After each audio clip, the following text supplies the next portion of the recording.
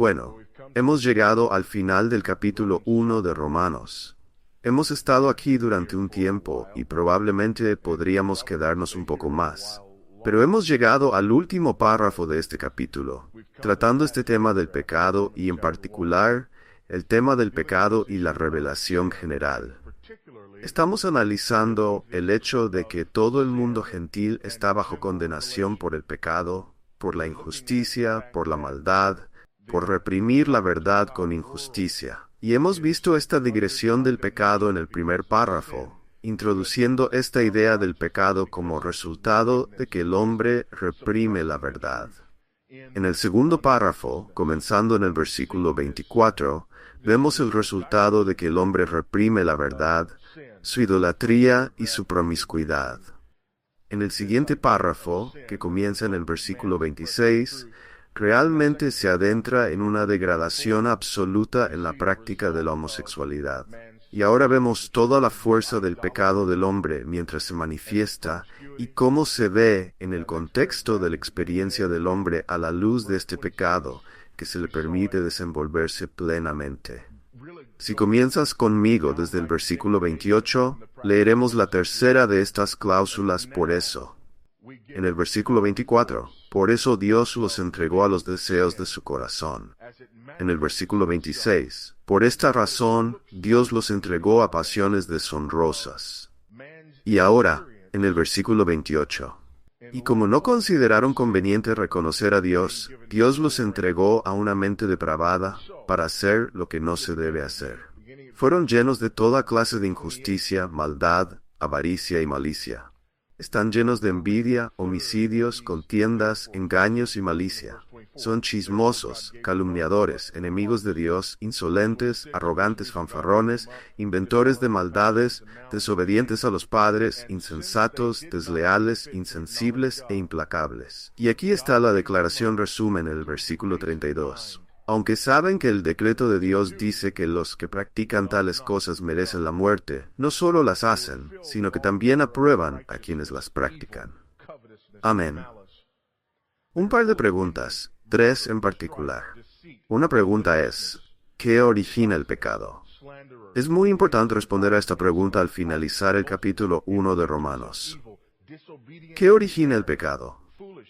Si no tenemos cuidado, podríamos leer aquí en Romanos capítulo 1 y olvidar la base teológica sobre la cual se construye el libro de Romanos.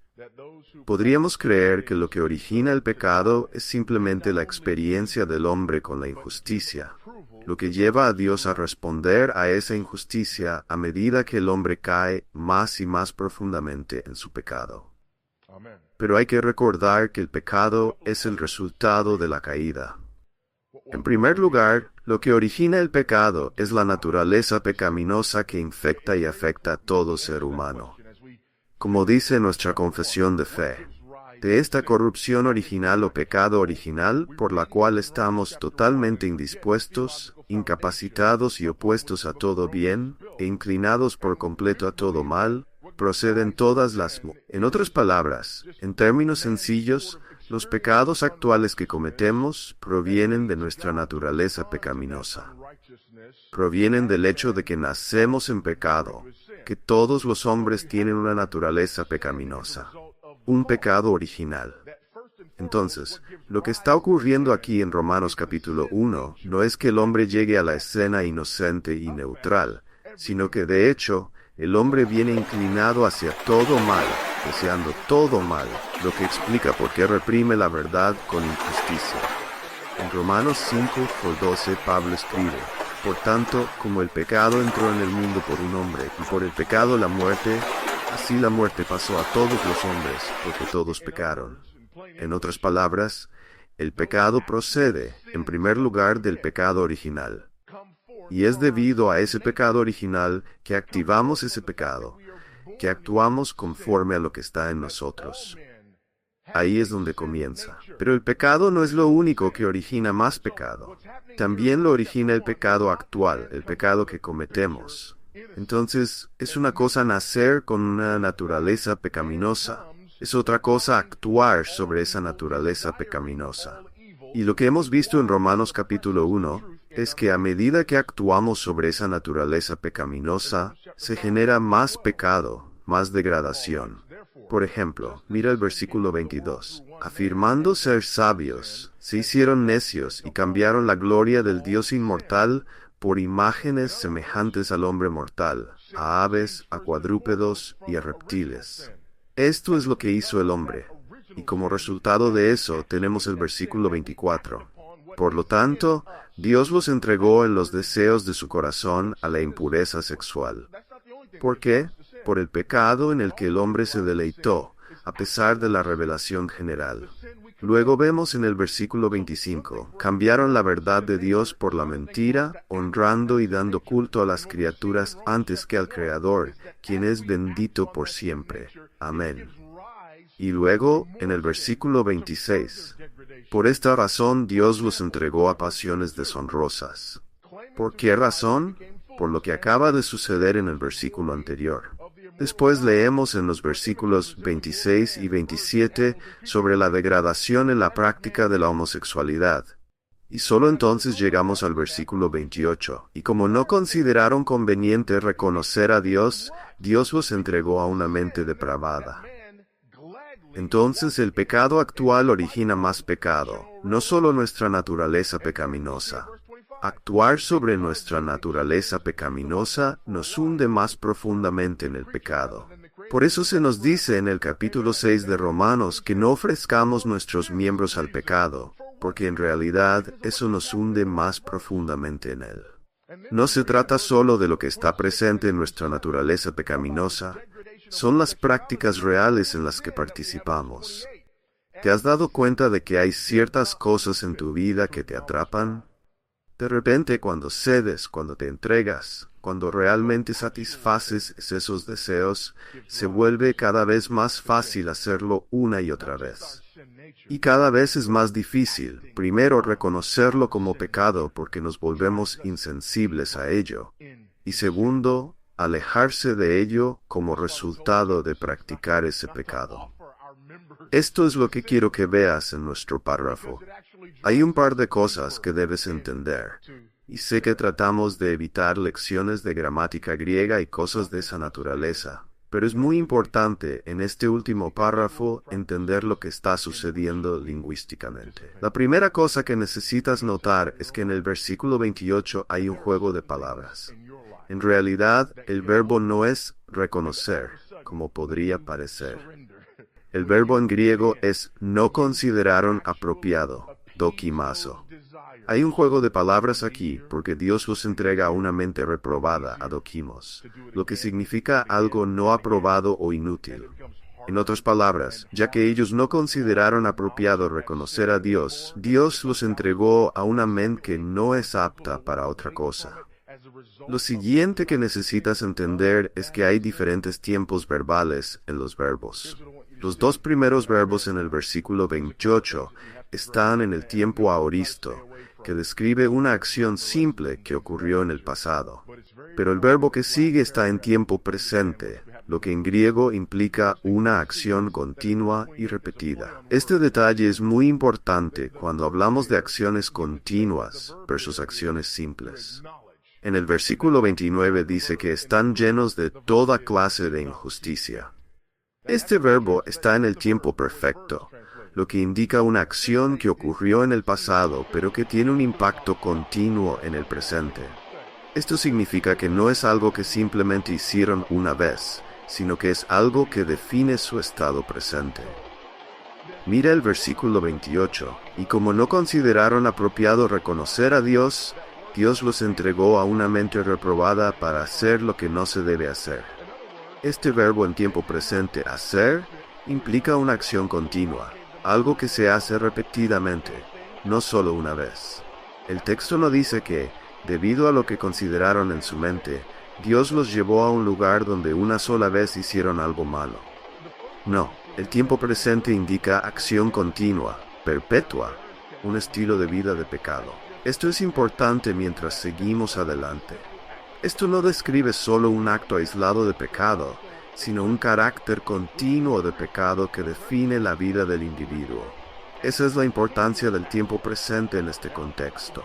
Luego, en el versículo 29, están llenos de toda clase de injusticia. El tiempo perfecto aquí indica una acción que ocurrió en el pasado, pero que continúa teniendo efectos en el presente. Luego sigue una lista de sustantivos y adjetivos, no de verbos. Esto es asombroso porque no es una lista de cosas que la gente hace, sino una lista de cosas que la gente es, lo que los lleva a hacer lo que hacen. Déjame decirlo de nuevo. Esta lista no es una lista de verbos que describen acciones, sino una lista de sustantivos y adjetivos que describen el carácter de las personas. Nuestras acciones surgen de quienes somos. Observa estos sustantivos y adjetivos. Están llenos de toda clase de injusticia, maldad, avaricia y malicia. Esa es una lista inicial de 4 características. Luego una lista de 5. Están llenos de envidia, homicidios, contiendas, engaños y malicia. Y finalmente una lista de 12. Son chismosos, calumniadores, enemigos de Dios, insolentes, arrogantes, fanfarrones, inventores de maldades, desobedientes a los padres, insensatos, desleales, insensibles e implacables. Esta lista describe el carácter de las personas, no solo lo que hacen. Es un retrato general del carácter pecaminoso que surge de la dureza del corazón humano. Esta lista, en primer lugar, no es exhaustiva. Pablo no está intentando darnos una lista completa de todos los rasgos pecaminosos que existen en la experiencia humana. Pero, en segundo lugar, es representativa. Si repasas esta lista, cubre prácticamente todo lo que enfrentamos. Amén. Podríamos dedicar tiempo a profundizar en esta lista y en cada cosa individual que aparece en ella. Pero la realidad es que esta lista no trata sobre las cosas individuales que se encuentran en ella. Es una imagen general del carácter pecaminoso que resulta de la insensibilidad del corazón humano. Eso es lo que es esta lista. Es una imagen general y es la culminación. Empieza con negar que Dios es Dios. Empieza con romper el primer mandamiento y adorar a otros dioses, a las criaturas en lugar del Creador. Eso lleva al hombre a entronarse a sí mismo como el gobernante de su propio universo. Y eso lleva a prácticas que están diseñadas para satisfacer al hombre, pero que, en esencia, no hacen nada más que destruirlo. Esto es una imagen de cómo luce esa destrucción. Recuerda que comenzamos hablando de la ira de Dios revelada desde el cielo. Recuerda que hablamos de ese término ira de Dios como un término escatológico, en el sentido de que, en última instancia, la ira de Dios llegará y Dios tratará con el pecado de una manera final. Pero también hay un sentido temporal en el que la ira de Dios se manifiesta ahora mismo. Aquí es donde vemos la ira de Dios en el presente. Esto es lo que necesitas saber. Este tipo de carácter es representativo de la ira de Dios en medio de nosotros. Los hombres viviendo de esta manera es evidencia de la ira de Dios en nuestro medio. Los hombres viviendo de maneras que no deberían vivir, haciendo cosas que no deberían hacerse, es evidencia de la ira de Dios. Es evidencia de que Dios dice, voy a castigar el pecado y escatológica, pero mientras tanto experimentarás el fruto de tu pecado, el fruto de tus deseos y la ira de Dios derramada mientras los hombres hacen a sí mismos y a los demás lo que su carácter pecaminoso desesperadamente anhela. Pero empeora. En el versículo 32, aunque conocen el decreto de Dios, que los que practican tales cosas merecen la muerte, no solo las hacen, sino que también aprueban a quienes las practican. Necesitamos una explicación aquí. ¿Conocen el decreto de Dios, que aquellos que practican tales cosas merecen la muerte? Si no tenemos cuidado, podríamos hacer un salto injustificado aquí, pasando de la revelación general a la especial. Porque dice el decreto de Dios, entonces podría parecer que esto debe referirse a lo que Dios ha dicho en su palabra escrita, es decir, la ley revelada. Pero en realidad, lo que Pablo está diciendo es que conocen el decreto de Dios, y la palabra griega aquí es epignosis, que significa conocimiento adquirido a través de observación objetiva. Es decir, ¿está Pablo argumentando que los seres humanos deberían ser capaces de observar la naturaleza y sin la Biblia saber que quienes practican estas cosas merecen la muerte? Sí, eso es exactamente lo que está diciendo Pablo, y tiene toda la razón. Permíteme darte algunos ejemplos de por qué esto es cierto. Primero, puedes ir a culturas que nunca han visto la Biblia, y aún así tienen la pena de muerte para muchas de estas prácticas. ¿Por qué? Debido a la revelación general, ese es el motivo. Por eso sabemos que estas cosas están mal. Pero retrocedamos aún más. La muerte misma es parte de la revelación general. Déjame repetir eso. La muerte misma es parte de la revelación general de Dios.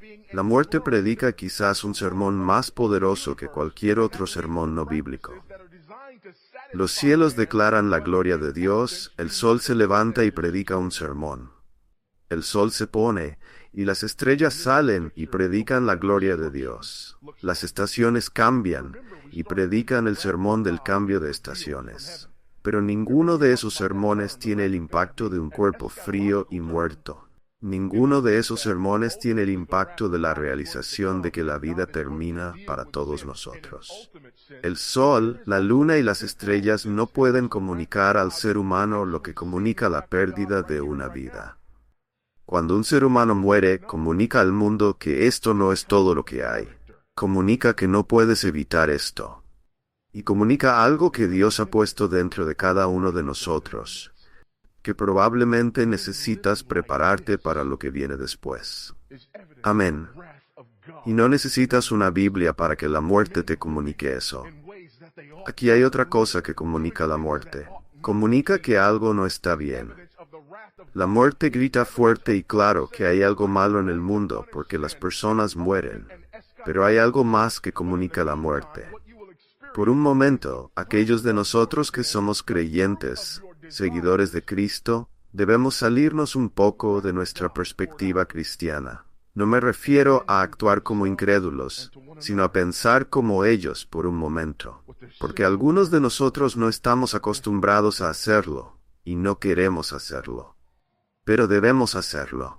Incluso los incrédulos, aquellos que no conocen al Señor, que no saben nada sobre Dios, sobre el cristianismo o la Biblia, tienen ciertas experiencias comunes.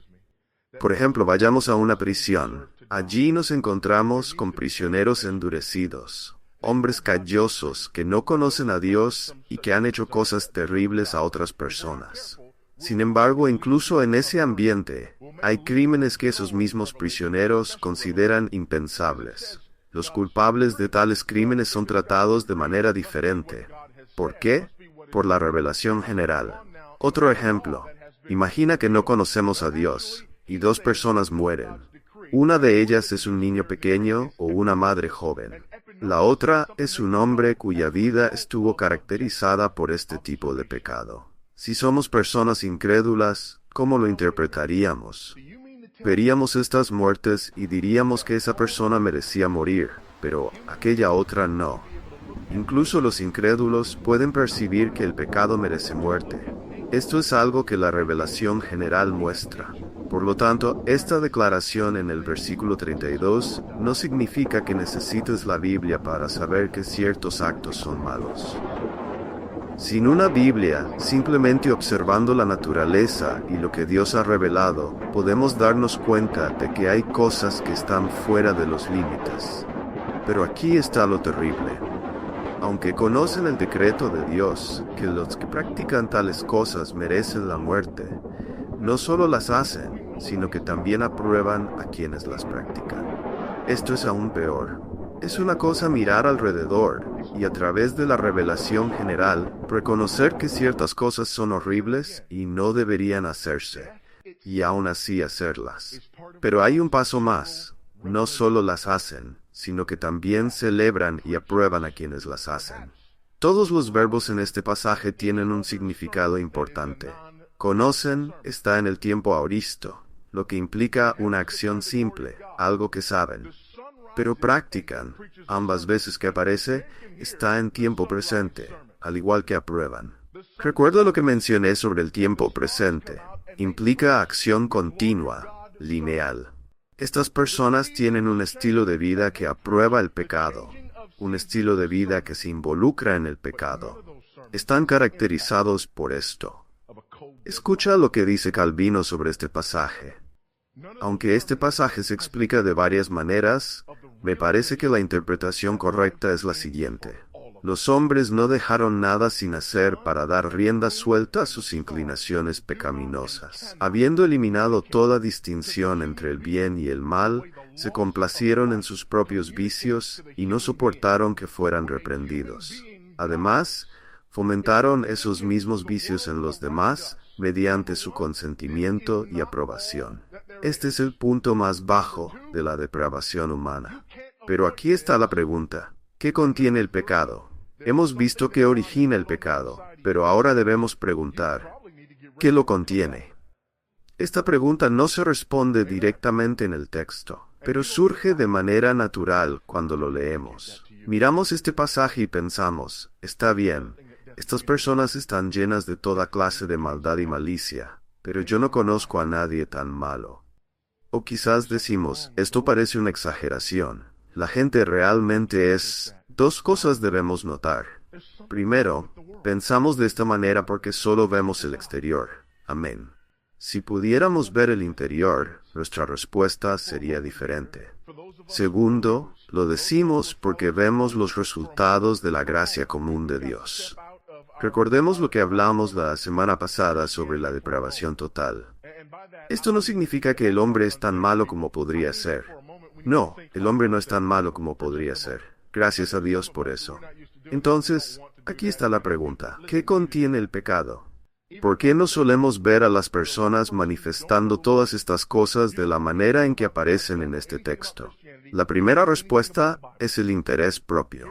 El hombre pecador, el hombre natural, tiene todas estas características en su interior, pero no actúa sobre todas ellas. Y una de las principales razones es su propio interés.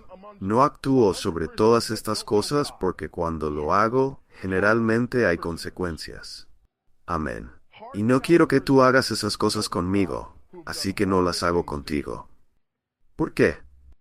¿Porque soy una buena persona? No, es puro interés propio. No hay nada bueno en el hombre natural, pero sí hay interés propio.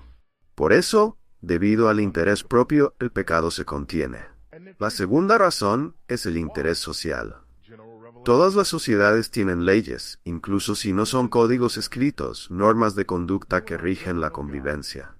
¿Por qué las sociedades tienen leyes? Porque saben que estas cosas están en ellas mismas y necesitan ser contenidas. Por eso existen las leyes, para contener la maldad. Alabado sea Dios por su gracia común y por las leyes sociales. Amén. Restringen la maldad, contienen el pecado. La tercera razón, y esta es más controvertida, es la cultura cristiana. La cultura cristiana también contiene el pecado. Si no lo crees, probablemente no has viajado mucho. Si has viajado por el mundo, puedes notar la diferencia entre las culturas donde el cristianismo ha tenido influencia y aquellas donde no. La cultura cristiana contiene el pecado. ¿Significa esto que las culturas cristianas son perfectas? No, en absoluto. No estoy diciendo que erradiquen el pecado, ya llegaremos a eso más adelante. Estoy diciendo que contienen el pecado. Esto es lo que sucede. Las personas tienen interés propio. Tenemos intereses sociales, pero también hay culturas cristianas. Una cultura informada por la verdad cristiana crea leyes basadas no solo en la revelación general, sino también en la especial. Esto tiene un impacto poderoso en la gente de esa sociedad. ¿Salva esto a las personas? No, no lo hace, pero las contiene. Entonces, aquí está la pregunta. ¿Qué contiene el pecado y por qué es tan importante? Esto es significativo porque cuando observamos una cultura precristiana o una cultura que nunca ha escuchado el Evangelio, todo lo que tienen es interés propio e interés social, pero no tienen la palabra de Dios. Solo pueden llegar hasta cierto punto, y aún así siguen siendo culturas malvadas. Sin embargo, esto es lo que inevitablemente ocurre en cualquier lugar del mundo. Aparece una cultura cristiana que transforma la sociedad. Eventualmente, esa cultura pasa de ser una cultura precristiana a una cultura cristiana. Pero con el tiempo, muchas veces esas mismas culturas comienzan a clamar por convertirse en culturas postcristianas. Y ahí es donde estamos. Esto es lo que sucede en nuestra cultura actual. Observa el mundo que no ha sido impactado por el cristianismo. Ves la maldad. Sin embargo, el hombre, en su deseo de reprimir la verdad en la injusticia, empieza a afirmar que es el cristianismo el que ha causado la mayoría de los problemas en el mundo. Entonces, ¿qué hacemos? Retrocedemos, desandamos el camino, eliminamos las restricciones de la influencia cristiana que contenía el pecado. Por ejemplo, empezamos a condonar la homosexualidad. ¿Por qué? Porque estamos eliminando las restricciones. Luego condonamos la promiscuidad, el odio, la envidia, la calumnia. ¿Realmente condonamos estas cosas? ¿Has leído Internet últimamente? Por supuesto que sí. Ahora, escucha bien lo que estoy diciendo y lo que no estoy diciendo. La pregunta es, ¿qué contiene el pecado? Y estoy admitiendo que el interés propio, el interés social y la influencia cristiana en la cultura contienen el pecado. Pero como seguidores de Cristo, esto no puede ser nuestro único interés. Nuestro interés debe ser, ¿qué erradica el pecado? Esa debe ser nuestra preocupación. ¿Qué erradica el pecado? La respuesta a esa pregunta se encuentra al principio de todo este argumento. Volvamos al versículo 16. Porque no me avergüenzo del Evangelio, porque es poder de Dios para salvación de todo aquel que cree, del judío primeramente y también del griego. Solo el Evangelio tiene el poder para erradicar el pecado, no solo contenerlo. Aquí es donde se pone difícil para nosotros. Si no tenemos cuidado, nos limitamos a promover la influencia cristiana para contener el pecado y dejamos de lado el Evangelio, que es lo único que lo puede erradicar. Esto es cierto tanto en la sociedad como en nuestros hogares. Con nuestros hijos, ¿estamos más interesados en simplemente contener su pecado o en erradicarlo? ¿Cómo se contiene el pecado? Bueno, está el interés propio, el interés social, que en el contexto de la familia puede traducirse como las normas familiares y la influencia de la cultura cristiana. Incluso si nuestros hijos no son cristianos, viven en un contexto de cultura cristiana. Si no tenemos cuidado, ellos aprenden a conformarse a la cultura cristiana sin que su pecado sea erradicado, y pueden llegar a pensar que están bien con Dios. Ahora hagámoslo personal. Cada persona en esta sala lee esta lista y pasan dos cosas. Primero piensas, me alegra que eso no sea yo. Pero quiero que escuches algo. Si no has venido a Cristo en arrepentimiento y fe, ese sí eres tú. Sí, pero, yo no vivo así todo el tiempo. No lo haces. ¿Por qué? Por interés propio, interés social y la influencia de la cultura cristiana. Has experimentado una modificación de conducta para encajar en tu familia o en tu sociedad. Pero tu pecado no ha sido erradicado porque no has nacido de nuevo. Has sido conformado, pero no transformado. Sí, pero pensé que los cristianos debían ser conformados. Sí, los cristianos son conformados a la imagen de Cristo, después de haber sido transformados a través de la justificación. Pero antes de eso, somos conformados al patrón de este mundo, que es precisamente lo que se nos dice que no debemos ser en Romanos 12. Déjame preguntarte algo. Miras esta lista, y tu primera reacción es, bueno, eso no soy yo. Pero aquí está lo que necesitas preguntar. ¿Por qué no eres tú? ¿No eres tú por interés propio? ¿Por qué no quieres que las personas hagan contigo lo que tú harías con ellas? ¿No eres tú por interés social porque creciste en una sociedad que desaprueba estas conductas y por lo tanto las reprimes, aunque eso sea todo lo que realmente eres? ¿Tu pecado está contenido debido a la influencia de la cultura cristiana? ¿Creciste en una familia cristiana? ¿Creciste en la iglesia?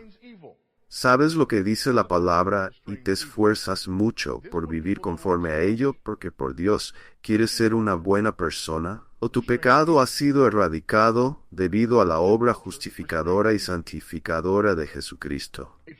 ¿Cuál es tu situación? ¿Cuál es la situación de tus hijos? Una de las cosas más tristes en el ministerio es ver familias atando a sus hijos con restricciones. Hay personas que se enojan porque en nuestra iglesia tenemos una edad mínima para bautizar a las personas. No bautizamos a nadie antes de los 12 años, y por lo general no es a esa edad. Pero algunos se molestan. ¿Por qué? Porque están acostumbrados a ver a niños pequeños de 5 o 6 años caminar por el pasillo, y mientras puedan responder en mi corazón cuando les pregunten ¿dónde está Jesús?, los bautizan y los llaman cristianos. Nunca se toman el tiempo de preguntar sobre el problema del pecado. ¿Es por interés propio? ¿Es por interés social? ¿Es por la influencia de la presión de una cultura cristiana? Bueno, ¿cómo puedes saber eso a esa edad? Exactamente, por eso esperamos. Otra respuesta común es, bueno, pero todos pecan, ¿verdad? Amén, aleluya, todos pecan. Pero permíteme leer un par de cosas para ti. Volvamos a 1 Juan. Pasamos mucho tiempo en 1 Juan cuando lo estudiamos. Déjame leer algunas cosas que pueden aclarar este punto. Primera de Juan 1:5 dice, este es el mensaje que hemos oído de él y les anunciamos. Dios es luz, y en él no hay ninguna oscuridad.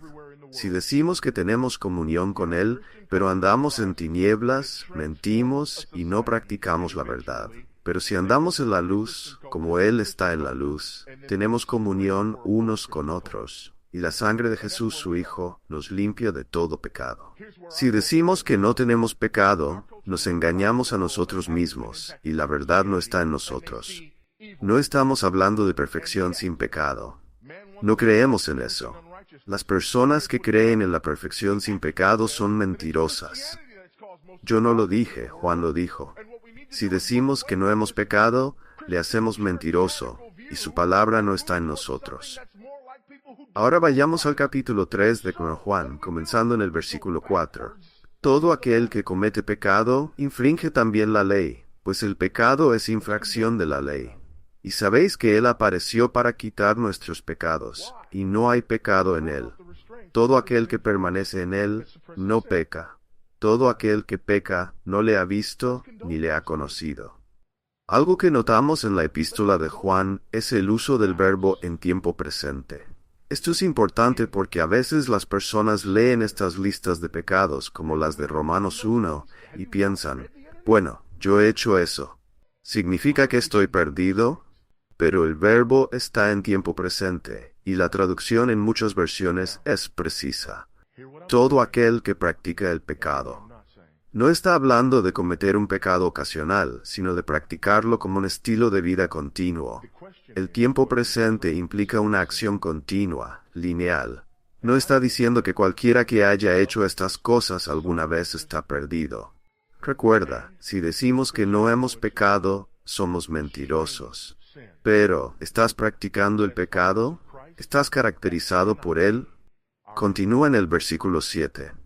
Hijitos, nadie os engañe, el que hace justicia es justo, como él es justo. El que practica el pecado es del diablo, porque el diablo peca desde el principio. Para esto apareció el Hijo de Dios, para deshacer las obras del diablo. Todo aquel que es nacido de Dios, no practica el pecado, porque la simiente de Dios permanece en él, y no puede pecar porque es nacido de Dios. En esto se manifiestan los hijos de Dios y los hijos del diablo. Todo aquel que no hace justicia y que no ama a su hermano, no es de Dios. Entonces, ¿qué caracteriza tu vida?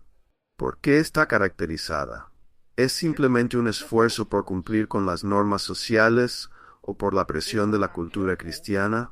¿O tu vida está marcada por la obra transformadora y vivificante de Jesucristo en tu interior, como evidencia de su obra justificadora y santificadora?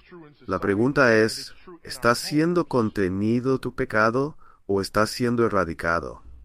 Y nota que dije siendo erradicado, porque no está completamente terminado todavía. Por eso podemos cantar cosas como, ven mi Señor, no tardes más, llévame a tu presencia gloriosa. ¿Por qué? Porque estamos cansados de esto. Es una de las marcas de un verdadero seguidor de Cristo. Estamos cansados de nuestro pecado. Está mejorando a medida que somos santificados y conformados a la imagen de Cristo, pero aún queremos la victoria completa. Así que clamamos, ven Señor Jesús. Porque es entonces cuando obtendremos nuestra victoria total. Nuestro pecado nace de nuestra naturaleza pecaminosa y se activa en nuestras prácticas. Está contenido por varias cosas, y eso no es malo. Es bueno que el pecado sea contenido. Amén. Estoy agradecido de que los hombres no sean tan malos como podrían ser. Gracias a Dios por su gracia común, por el interés propio, por el interés social y por las culturas que han sido impactadas por el Evangelio. Como resultado, no solo la revelación general, sino también la especial, influye en las leyes que contienen a los hombres malvados. Alabado sea Dios por eso. Pero eso es insuficiente para aquellos de nosotros que conocemos a Cristo y sabemos que el Evangelio es la única esperanza definitiva para la erradicación, no solo la represión del pecado. Y eso es lo que buscamos. Eso es lo que buscamos. Si estás aquí hoy y tu vida se trata solo de modificación de comportamiento, arrepiéntete. Ven a Cristo porque Él es tu única esperanza. Si estás aquí hoy y todo lo que haces es contener el pecado de tus hijos sin señalarlos hacia aquel que puede erradicarlo, arrepiéntete y llámalos a hacer lo mismo. Si estás aquí hoy y estás cansado de pasar por los movimientos y experimentar derrota tras derrota, porque confías en tu propio poder y tu propia fuerza, arrepiéntete. Y si estás aquí hoy y lo único que sacaste del mensaje de esta mañana fue, gracias a Dios que no soy como esos publicanos y pecadores, arrepiéntete porque tienes una opinión exagerada de ti mismo. Oremos. Padre, reconocemos que somos hombres caídos, que vivimos en una cultura caída, y que pecamos por la misma razón que todos los hombres pecan, debido a nuestro carácter, no debido a errores o malas decisiones, sino debido al mal, al pecado, a la injusticia, porque reprimimos la verdad con injusticia. Pero gracias por la persona y la obra de Jesucristo, quien nos da esperanza y es nuestra única esperanza para la victoria definitiva sobre el pecado, así como para la victoria temporal sobre el pecado. Dios, gracias porque, aunque no somos lo que queremos ser, aquellos de nosotros que estamos en Cristo, tampoco somos lo que solíamos ser. Y esto es para alabanza de su gloria.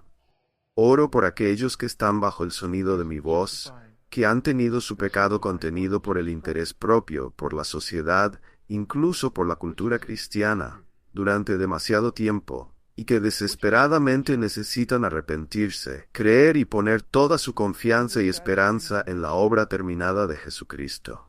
¿Los llamarías a ti hoy? Oro por aquellos que luchan con la seguridad.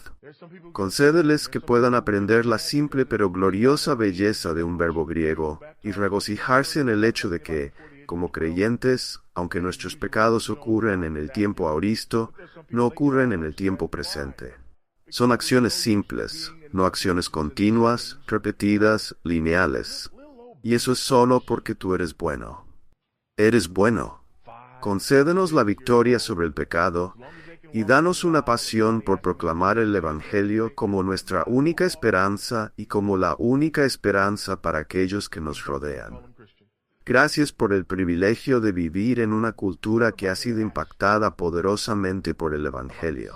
Y protégenos de aquellos que no quieren nada más que ignorar y erradicar esa realidad. Por tu misericordia, ¿nos protegerías? Estas cosas las pedimos porque creemos que están de acuerdo con la voluntad, la naturaleza y la autoridad de Jesús, quien es el Cristo. Amén.